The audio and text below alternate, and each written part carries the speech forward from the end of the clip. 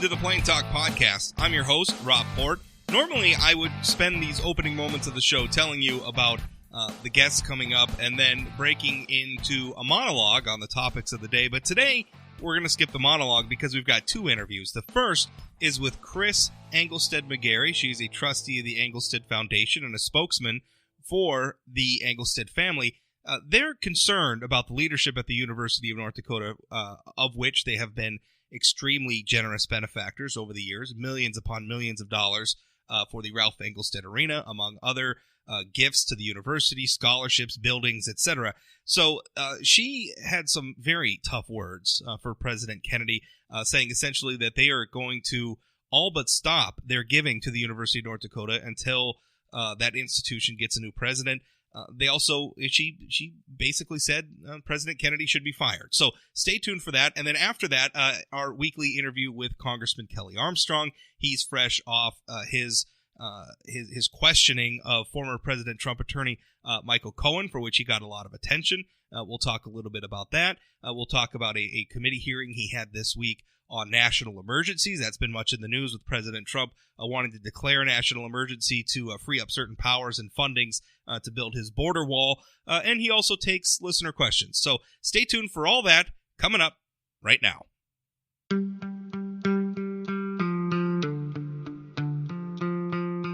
This episode of the Plain Talk Podcast is brought to you by Energy of North Dakota.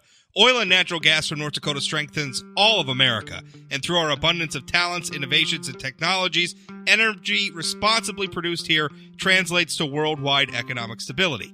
With producers and our communities working together, we're securing a sustainable future that generation after generation can build on. It's all happening right now with Energy of North Dakota. Learn more at energyofnorthdakota.com. I have with me Chris Engelstad McGarry. She is a trustee with the Engelstad Foundation. Now, anyone familiar with the University of North Dakota, where we've had no small amount of controversy lately, is familiar with the Engelstad family and what they've done. The Ralph Engelstad Arena probably is the first thing that pops into most people's minds, but trust me, the Engelstad family support for the university goes a lot further than that. I don't think it needs any introduction to the people listening to this podcast. But I wanted to talk with Chris because there's a lot of things happening at the university.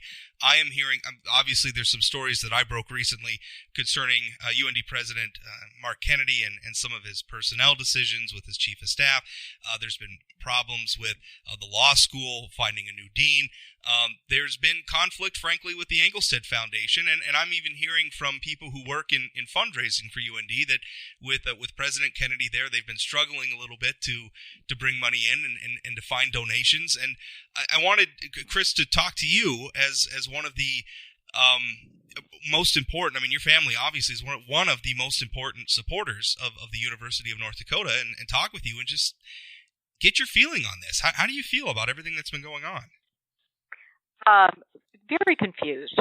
It's no secret as well that we have not been fans of the sitting president of Mark Kennedy for a variety of reasons. But now my concerns have gone to a level of the governance that's happening in North Dakota and the Board of Education.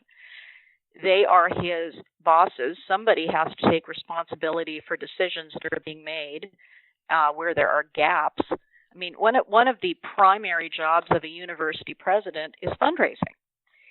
He basically is incapable of fundraising because he's offended so many donors. So I feel sorry for the Alumni Foundation and other people who are trying to cultivate that. They are going to have a very difficult time getting funds, and I have put on record that they're getting no funds from us until he's not there any longer.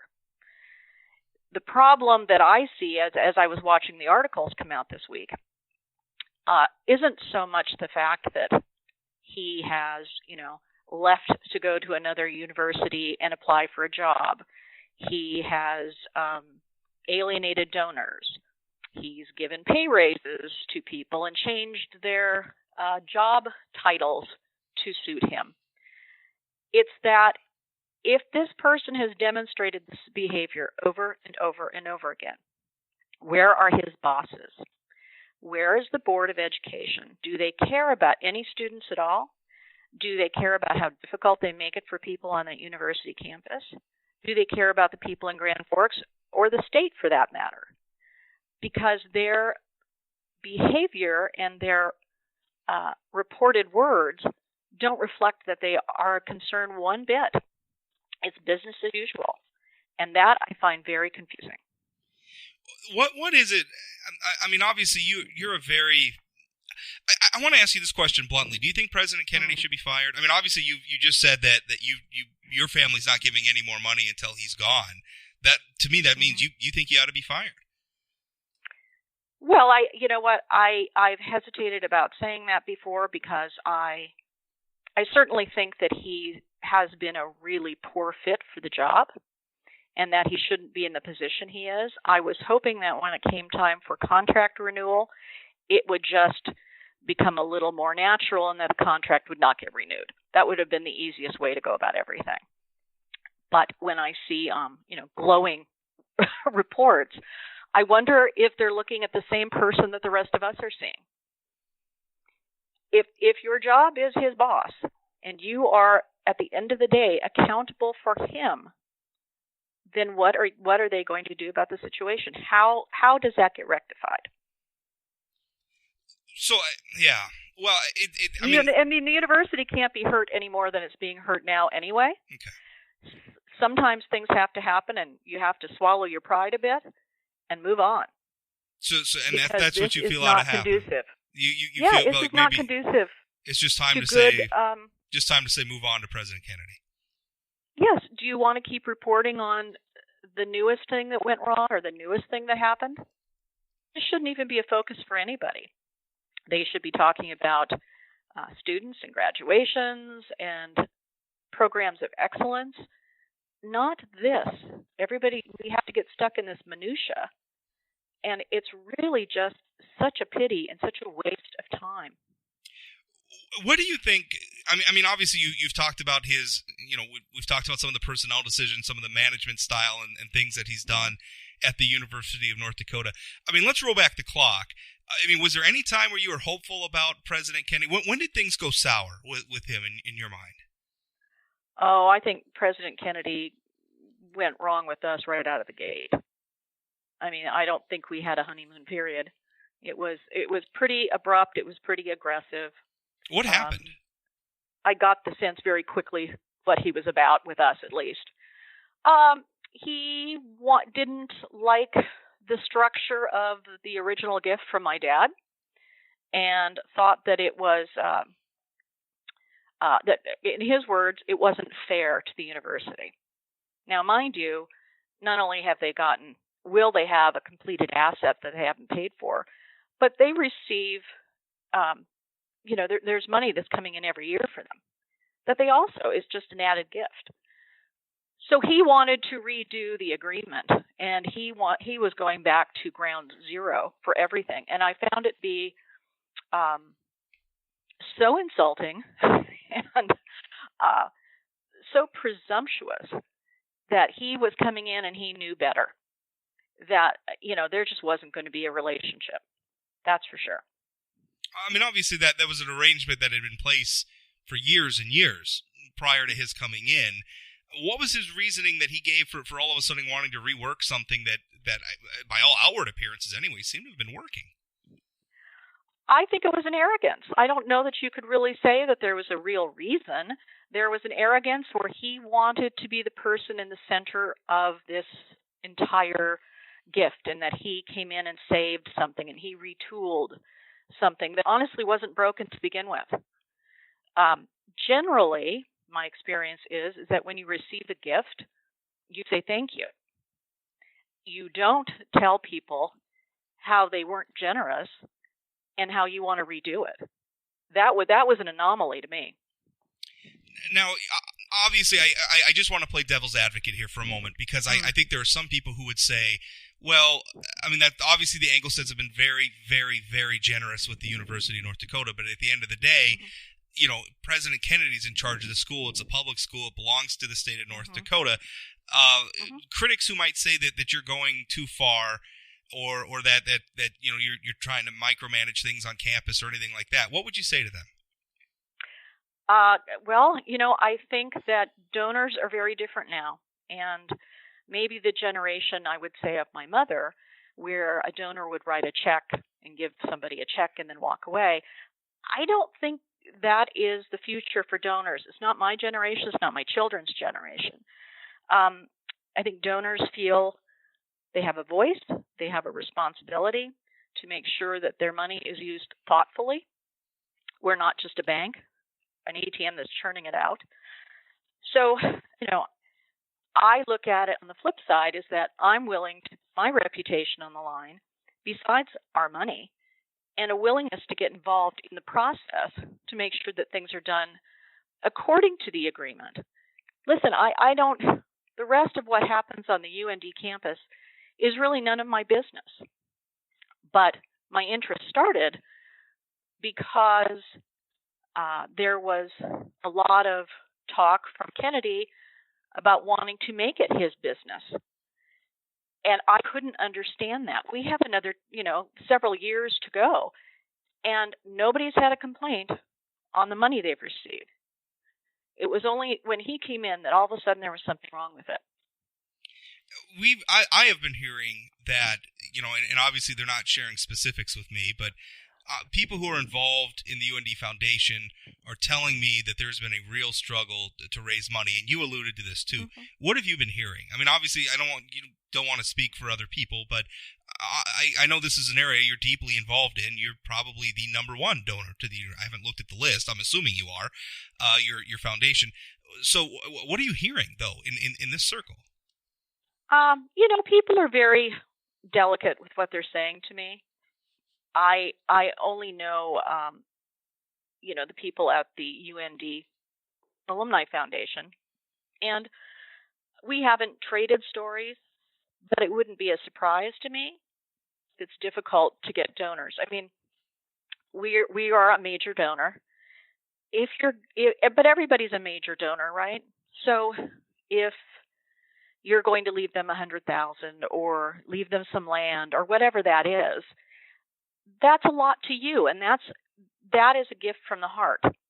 If you see a major donor who's unhappy with how their gift is treated, why would any other donor feel their gift is going to be treated any better? Well, because going back to something you just said about donors in the past maybe just writing a check and walking away, you're saying mm-hmm. that there's a new generation of donors who feel there's an ongoing relationship there. I mean, sometimes, that's when you make a commitment to a university and you give a gift, there's really no pulling it back. I mean, you become at the mercy of the university. I mean, you could set up, guidelines and everything else beforehand and before you make the deal. But once it happens, you're kind of at their mercy. Is that kind of how you feel right now where you've No, not at all. Okay. No, I don't at all. I feel as if it unfortunately has made us very, very particular in agreements that are drawn up because we believe in these as true partnerships. But if you're going into it not trusting your partner, you have to hold them very accountable. And in the case of a university, that face of the university changes. I mean, I think since my parents gave the gift, there have been 4 presidents, maybe 5. And so, it's really the institution. And again, going back to the board and the bosses, it's the institution that has to be held accountable. These guys are pretty much the same people who are in passing. They're not from the community. They're building a resume. They're moving on. And, do they have the same investment in the community as other people? Probably not. So I go into things like this thinking that next year, 2 years from now, I'm dealing with somebody else. But the institution should be the one that is true to their word.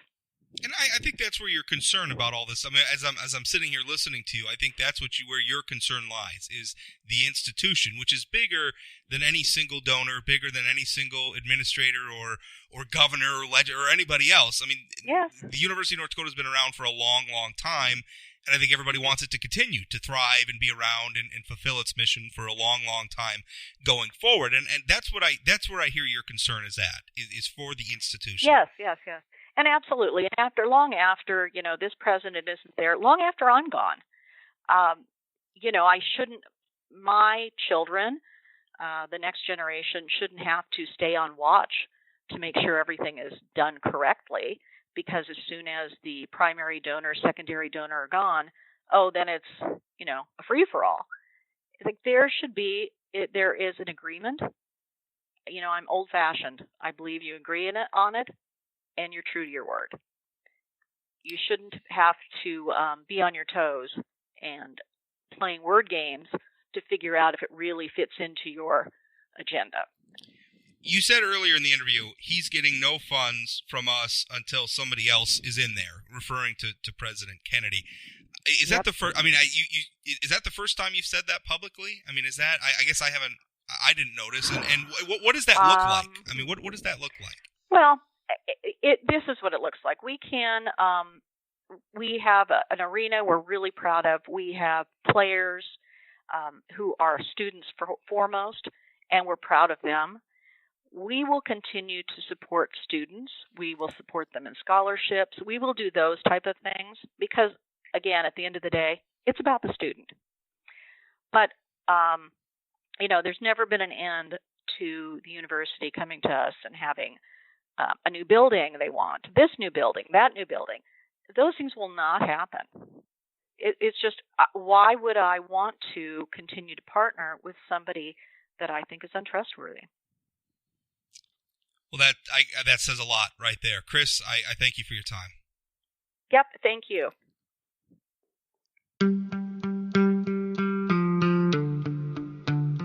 This episode of the Plain Talk Podcast is brought to you by Energy of North Dakota. Oil and natural gas from North Dakota strengthens all of America. And through our abundance of talents, innovations, and technologies, energy responsibly produced here translates to worldwide economic stability. With producers and our communities working together, we're securing a sustainable future that generation after generation can build on. It's all happening right now with Energy of North Dakota. Learn more at energyofnorthdakota.com.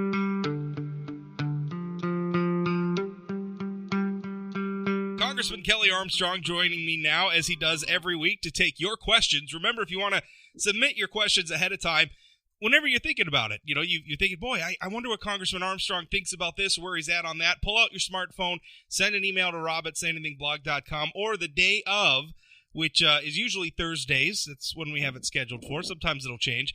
I'll put up an open thread on my Facebook channels. You can find me on Facebook, on Twitter, and I'll just ask, what are your questions? You can send them to me, or, again, email them to me, rob@sayanythingblog.com. We got some questions this week for Congressman Armstrong, who Kelly, you made you got a lot of reactions with your questioning of former Trump attorney Michael Cohen during the oversight hearing yesterday.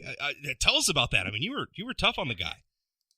Yeah, and you can't do this job without a staff. This was obviously coming. I think by all probably, at least media accounts, it's probably the biggest hearing that's happened in Congress since Hillary Clinton testified on Benghazi. But he had said something about 5 minutes earlier in his testimony. So all the hard work that my staff did and we went through kind of went out the window. And it was basically on attorney-client privilege, having, quite frankly, nothing to do with the president. But given the course of his entire testimony, I felt like he continued both in his written statements, his sentencing statement, and throughout the entire day to just mitigate his own culpability in any of these things, particularly in the crimes he pled guilty to not related to Donald Trump. And he said something that really got under my skin. When the chairman of the committee asked him to turn over 100 tapes, of which he had already admitted a lot of those were attorney-client tapes, which he recorded, which is absolutely unethical as a lawyer. And without even blinking an eye, he was just like, sure, you can have them. And I know he got disbarred, and I know all of those other things. But as somebody who defends attorneys from a lot of constant criticism, I was really upset because that is one thing you do not do as an attorney. You do not violate attorney-client privilege. And he didn't even bat an eye. He just said, absolutely, go ahead. So that's not past bad conduct. That's not past unethical conduct. That happened 5 minutes before I asked him those questions. And I will be 100% honest. I was fired up and I was mad. We could tell. But let me. Why was that so important? I mean, because obviously, and you sort of alluded to this just now, but a lot of the responses from people were saying, well, yeah, he's going to jail. We know he's an unethical guy. Why was it so important to drill home that particular point? Because I think it just shows absolutely, and I think you can do this if you read all of the stuff and you look at his testimony, that the only thing Michael Cohen cares about is Michael Cohen. So he is not a guy, he's not a knight riding in on a white horse to save America from President Trump. He is doing this for his own personal gain. And given his past conduct and his complete and constant web of deception, that it's very difficult for me to understand why that would be the person the Democrats bring in to testify, other than to embarrass the president. Did he say anything at all yesterday that you felt was valuable or revealing to you? No, I mean, if you take all of the pomp and circumstance out of yesterday, I don't think there was anything new that was discovered. Of course, I mean, all of his salacious and whatever newsworthy comments. I mean, there's no corroboration. I mean, he offered corroboration on certain things, but those are stories that have been. I mean, quite frankly, they've been around since the election. So no, I don't think if you get past anything else, I don't think we learned anything yesterday. I want to get to some of the questions, and first of all, I mean, there was a lot of praise for what you did yesterday. Luke on Twitter said, "No questions today, just a compliment. Great job with your questioning of Cohen. Kelly, you were one of the few sharp minds on the Republican side. Proud of you." Also had from Scott says, "Is he ready and willing to play the next Trey Gowdy?" And Joanna says, "Please tell him he was awesome at the Cohen hearings and to keep up the good work." So a lot of praise for your questioning yesterday. Well, I appreciate that because there's been plenty of criticism too, and I mean that's part of this job, so we'll deal with it. But it was really just, it was. There's other things that I think are fairly interesting. The chairman of the Federal Reserve was testifying yesterday in front of Congress, and I didn't even know about it until later in the day. So we're dealing with a lot of noise when we could be dealing with some serious issues that are facing this country. Well, that's true. I mean, yesterday I was interviewing Senator Kramer for the podcast, and I was asking him about your committee testimony, and honestly, he hadn't heard it because he has all his own work. I mean, yours is a House committee. He's overdoing his Senate work. He'd said he'd seen a few headlines and maybe watched about 10 minutes of the testimony, but he didn't really see a lot. I mean, there's just a lot going on. I mean, President Trump was sitting down with the leader of North Korea yesterday, for crying out loud, which is a pretty big deal. Which, by the way, before we get to any more questions, what did you think of that situation? President Trump. I think President Trump's approach to this has, been obviously very unique. I mean, traditional people on both sides of the aisle have been critical of it since it has occurred. But the bottom line is, since he has been president, the escalation of the North Korean threat has gone down significantly, and he should be applauded for that. And I also think he should be applauded for having the conversation, meeting with them, and then backing away when they wouldn't do what we required. I think it was. I mean, as long as we can continue to have those conversations with North Korea and eventually get to a spot where we get really solid reform, I think it's a conversation worth having.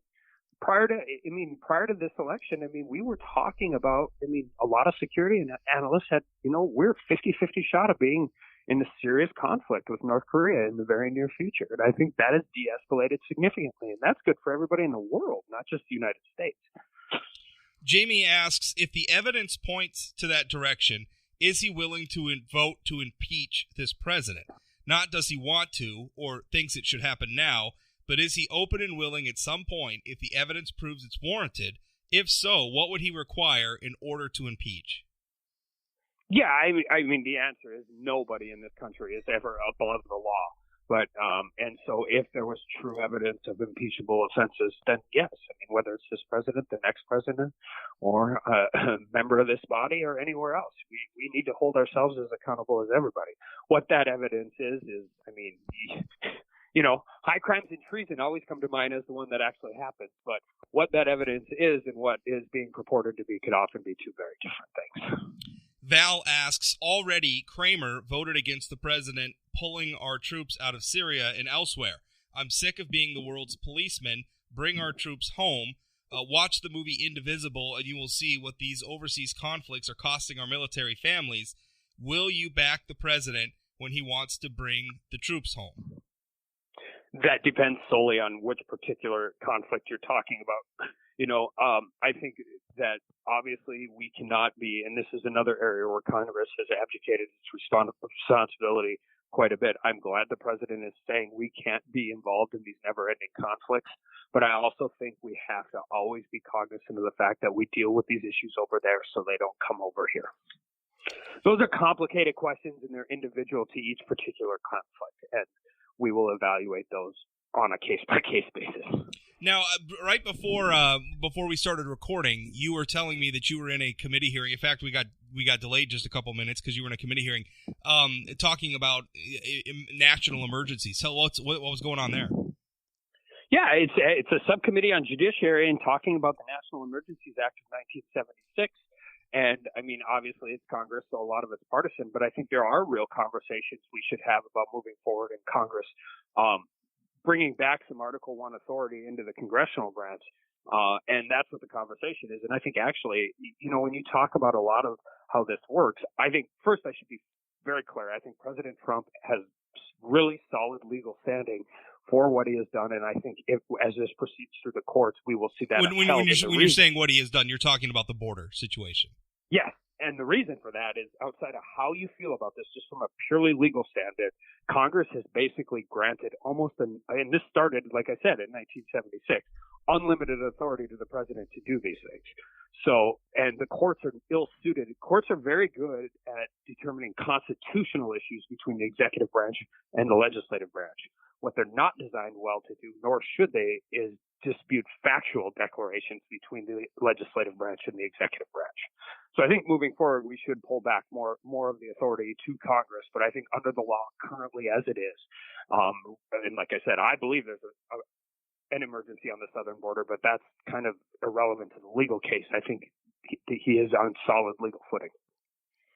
Do you, I'm glad we're having this debate because I will tell you I am a little skeptical of President Trump declaring this an emergency. And what makes me skeptical is what does and does not constitute an emergency is a subjective thing. I think what you just said, courts are really good about, drawing the lines between where Congress's authority ends and where the president's begins and things like that. I think you're right. I think they're good. I think where the courts are not so good is a given judge or a given panel of judges saying this is an emergency or that's not an emergency because they're just people.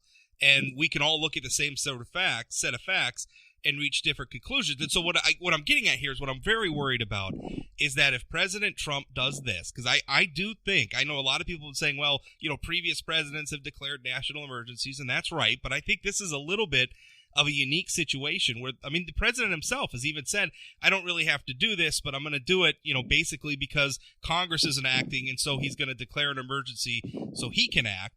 That's an explicitly political use of this power, and what I'm worried about is I feel like we're crossing a Rubicon there, and if we cross it, at some point in the future we're going to have a Democratic president, and I'm afraid that Democratic president is going to say climate change is an emergency. Now we're going to start implementing all sorts of green policies that are going to be very detrimental to our energy industry here in North Dakota for the sake of this national climate change emergency. Does that not concern you? It concerns me greatly, but I think the problem is, and this is where I would challenge your premise, this Rubicon has been passed long before President Trump did this. And that's what, this obviously it's a hearing and it's Congress, so there's a lot of partisanship going on. There's also a lot of bipartisanship going on in recognition of the fact that this is not nearly, it's unique because of the current political climate we are in and because of this president. But the problem, Rob, is we have really ceded our authority to the executive branch, not to President Trump, to the executive branch over the course of 30 years. And so the Rubicon, quite frankly, has already been crossed. The distinction you're drawing is a political one, but I'm just telling you the legal one already exists. Do you feel? What would putting this? Because I think what both you and I are getting at is, hey, let's put some of this back in the box. And hopefully that's a fair description of what you're talking about. But what does that look like to you? I realize you're just having a hearing and we're just starting this debate. Maybe there's not a conclusive answer, but what does it look like to you in terms of giving Congress some say in how the president does this? Well, there would be significant reform to the National Emergencies Act, which, quite frankly, I think is probably not all that realistic. But given the nature and the polarized nature of our Congress right now, but a very simple thing would be to come up with a clear and concise definition of what a national emergency is. I mean, there was one on blood diamonds. I mean, not that is not a serious issue, but that is not a national emergency to the state of or to the country of the United States. I mean, we talk about the appropriations for military funds and border security and all of those different things. But I think defining clearly and appropriately what constitutes, what set of facts you have to get to have a national emergency moving forward, because then the courts could actually weigh in on whether something is or isn't a national emergency. I guess what I'm, and we'll put a period at the end of the sentence here, but what worries me is I think at some point, I think we just have to accept the limitations of what our government is. I mean, I think sometimes there's this, in this political environment, and I think President Trump's guilty of it. I think President Obama was very guilty of it. I think George W. Bush was guilty of it. We could go back a long ways of presidents who get frustrated with Congress but then just decide to keep going. I think at some point, I wish we would get back to some humility and politicians just saying, listen, we tried, but we don't have the majorities. It's not with us. We're going to have to convince some more people to get our way, rather than we're just going to start using procedural maneuvers to work around everything. I wish there was more of an acceptance that the procedure is the procedure. This is our system of government, and if you want to implement a policy, you're going to have to build more support, more consensus for it. You know what? I'm going to agree with that, except I'm going to just twist it just one little bit. The real failure to act here isn't necessarily isn't President Obama, President Trump, President Bush. The failure to act is Congress. Congress continues to give more power to the executive branch, so they don't have to make tough decisions and go back home and run for election every 2 years. Well, really, and we should take more of that authority back, and we should have more political courage to do so. Congress does that we do it, frankly, with the courts too, where it's just, we'll leave something vague or undefined and then just hope the courts at some point will weigh in and clear everything up for us, which just seems. I just asked Professor Turley in the subcommittee. I said, the people who are pursuing this lawsuit, I mean, are you a little worried that be careful what you wish for? You might get it, because the last thing in the world we want the courts doing is having more authority to determine facts and not constitutional questions, particularly when it is a fight between the executive branch and the legislative branch. Kelly, that's it. Thanks for your time, as always. Absolutely. Thanks, Rob.